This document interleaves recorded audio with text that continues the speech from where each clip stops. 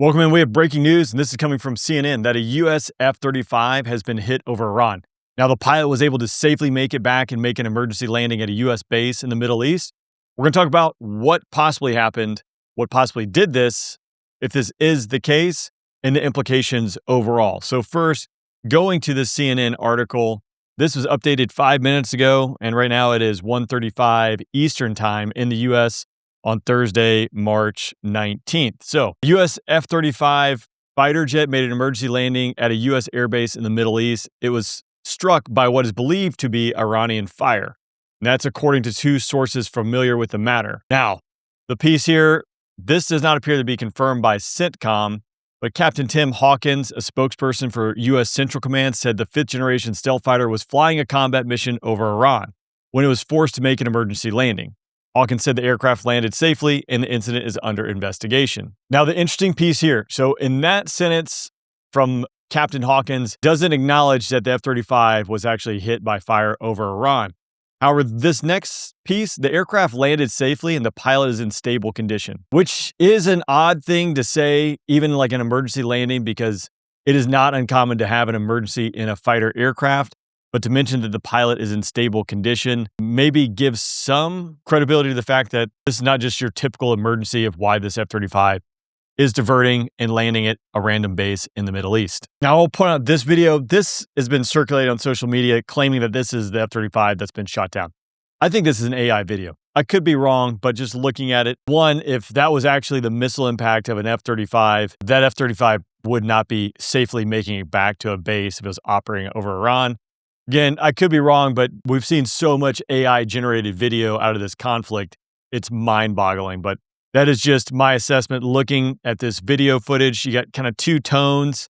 If you can see that on the screen, I'm not quite sure. Definitely, it looks like it's AI-generated. Again, if you don't think so, you can scream in the comments down below. Now, what could possibly have caused this? I mean, it's a whole slew of things. Again, assuming this is true, which we'll wait to see if CENTCOM actually confirms it. This could be everything from a visually acquired MANPAD, so a surface-to-air missile system that you carry on your shoulder, rocket fired. There's a lot of factors that go into it. Again, not saying that's what the case is here, but if we do look, we know, originally in this conflict, we were talking about Iran's integrated air defense network, one of which being the S-400 was of great concern. So this is a modern surface-to-air missile system. The NATO designation is the SA-21 Growler. Now, it was believed, at least open source, that Iran had at least deployed one division of S-400 systems. Now, you can be guaranteed that this was definitely part of the plan going into Iran, was rolling back that integrated surface-to-air missile network. We've talked about the Wild Weasel mission, the Block 50 and 52 F-16s that we saw deploy en masse, able to address some of the real-time pop-up threats when it comes to these surface-to-air missile systems. It's a big discussion when it comes to SEAD, that suppression of enemy air defense mission set. But going after these, the problem set here, when we look at these mobile systems, is one, they are mobile, right? And then given the advancements in technology with data link and connectivity, you can run multiple segments of this system geographically separated, meaning one radar offset by several miles can provide targeting data to another missile launcher system. And they can turn radars on and off, meaning you could have multiple radar systems all working together and you turn one on, turn one off. The problem that creates for SEAD, that suppression of enemy air defenses, is being able to target those radar sites. F-16 Wild Weasels, E-18 Growlers, other assets, they're looking for that radar energy being beamed out. And they're going to use that radar energy to geolocate where that system is and then target it. But if that system only stays online for a certain period of time, then it makes it really tough to geolocate. You might, see the movies, right? And they have someone who's made a phone call and they're trying to keep them online long enough so they can triangulate their location. Similar type concept. Again, it's kind of apples and oranges there, but you get the gist. Another one to look at here is the S-300, which is kind of the parent of that S-400 family tree. Now, again, I'm only highlighting two of these here. There's a lot more that goes into it, but the NATO designation for this one, again, is the S-10. A little bit older variant.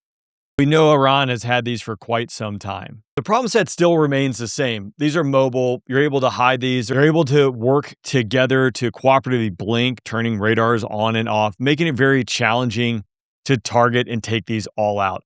So in theory, is it possible for one of these to still be hidden in Iran? Sure.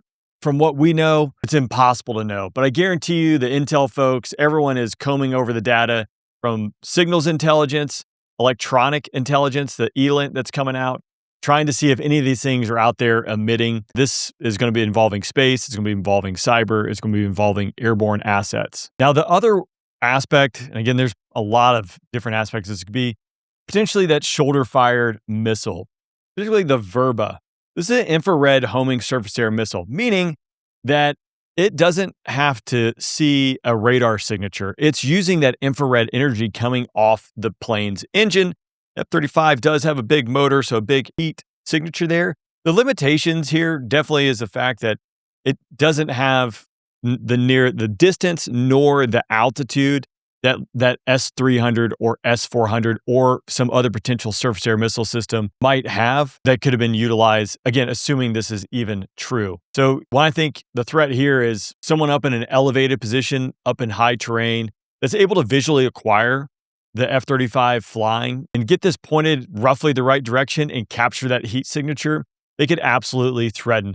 Again, if we're looking at the scale of this, obviously much smaller than that S-400 and S-300, again, it doesn't take a wild imagination to imagine the capacity and the capability of, the Verba versus an S-400. Also, I think it's fair to say that, we can assume that they have night vision goggles. So even at nighttime, being able to visually acquire, if you're hearing that jet noise up at altitude, it might help to be able to acquire it. So again, not saying this is what the case is. We have not seen CENTCOM confirm that the F-35 has been hit. But again, there is some interesting phrasing of words that I think it's important to note here. The fact that the pilot's in stable condition, which is great. Again, if a plane is hit by a surface-to-air missile, there's a chance that it absolutely gets speared, meaning that missile makes direct contact with the plane. But also, a lot of these are fragmentation warheads or incorporate some kind of fragmentation and proximity fuse when it comes to that missile.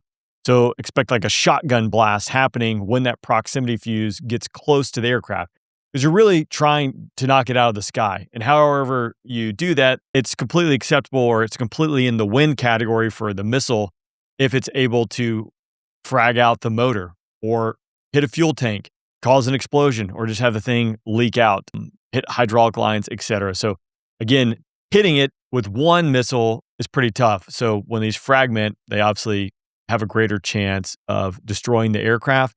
And as a result, pilot getting hit. When we looked at that F-15E shoot down in Kuwait, the last couple videos, again, it's a miracle all those pilots and weapon systems officers made it out alive. And what it seems like unscathed, they didn't absorb any of these fragmentation pieces coming off the missile. So again, this hasn't been confirmed. If it is true, it definitely changes the calculus depending upon what did this, right? If this was a actual surface-to-air missile system, then rolling back that integrated air and missile defense of Iran creates a whole new problem set. Now, can you fly B-1s or B-52s over Iran? My answer would be no, you can't risk it when it comes to that. And we have seen the progressive pushing forward into Iran. Just today, General Kane saying that the A-10 is operating along the southern flank. Was this just a one-off shot with a MANPAD?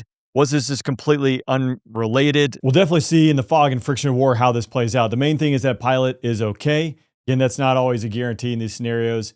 If you are liking this content, make sure you check out our free newsletter down below. We'll dive into this further there, as well as if there's any updates, we'll update over here on YouTube. Again, check that newsletter out. It's absolutely free, and I'll see you next time.